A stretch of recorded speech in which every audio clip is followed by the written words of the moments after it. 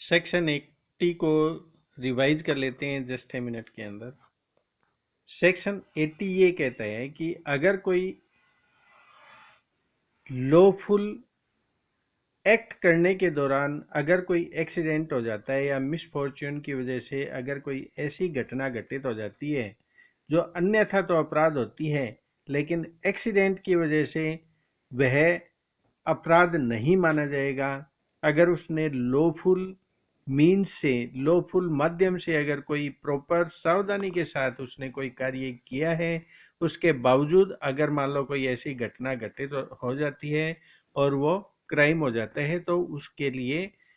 Criminal liability उसके ऊपर नहीं आएगी, वो एक्सक्यूज किया जा सकता है उसके लिए। एक इलस्ट्रेशन जो बेयर एक्ट में है उसके अकॉर्डिंगली अगर कोई आदमी लकड़ी काटने के लिए जंगल में जाता है, लकड़ी काटते टाइम अगर उसकी कुल्हाड़ी का अगला हिस्सा निकल कर पास खड़े व्यक्ति को अगर वो चोट पहुंचा देता है और वो व्यक्ति मर जाता है, तो उस स्थिति में प्रॉपर सावधानी से अगर उसने कार्य किया है तो फिर उसके लिए कोई कानून उसके ऊपर किसी भी प्रकार का आपराधिक कार्रवाई नहीं होगी, उसको माफ किया जा सकता है सेक्शन 80 के अंतर्गत। सेक्शन 80 है वो एक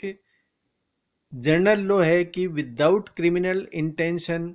किसी भी प्रकार का कोई अपराध नहीं माना जाता है, उसको रिकॉग्नाइज करता है सेक्शन 80 है जो। इन केस अगर एक्सीडेंट होता है तो उस स्थिति में कोई क्रिमिनल लायबिलिटी नहीं आती। सेक्शन 80 का बेनिफिट लेने के लिए सबसे पहले ये प्रूव करना होता है कि एक्सीडेंट है या मिसफॉर्च्यून है, उसने जानबूझकर ऐसा कार्य नहीं किया है, उसका कोई क्रिमिनल इंटेंशन नहीं था, किसी को क्षति पहुंचाना है, किसी को हानि पहुंचाना नहीं था, उसका कोई ऐसा इरादा नहीं था, लीगल कार्य कर रहा था, प्रॉपर उसने लीगल तरीके से कर रहा था, जो उसने मीन्स उपयोग में लिए, जो उसने ऑब्जेक्ट उपयोग में लिए वो सारे लीगल थे, लॉफुल तरीके से प्रॉपर सावधानी के साथ उसने कार्य किया है। ये चीज़ें उसको पहले प्रूव करनी होगी, फिर सेक्शन 80 का उसको बेनिफिट मिल जाता है। अगर मान लो कोई छत से मिट्टी गिरा रहा है, कोई कंस्ट्रक्शन हो रहा था मकान के अंदर, तो उस टाइम अगर ऊपर से कोई व्यक्ति मिट्टी गिरा रहा है इकट्ठी, तो उसने पहले वार्न कर दिया कि मैं मिट्टी गिरा रहा हूँ, कोई इधर से न गुजरे। उसके बावजूद अगर उस मिट्टी के नीचे दबकर अगर किसी को हानि होती है तो उस पर क्रिमिनल लायबिलिटी नहीं आती। एक और एग्जाम्पल ले लेते हैं। ए है वो बी को मारने के उद्देश्य से उसके भोजन में पॉइजन मिला देता है, बी उस खाने को नहीं खाता है, वो खाना सी खा लेता है। यहाँ पर ए का कोई ऐसा इंटेंशन नहीं था कि सी का मर्डर करे, लेकिन वो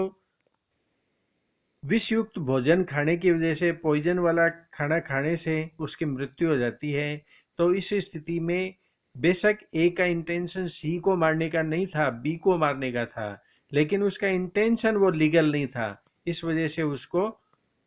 माफ नहीं किया जा सकता, वो क्रिमिनली लाइबल है। I think section 80 is clear.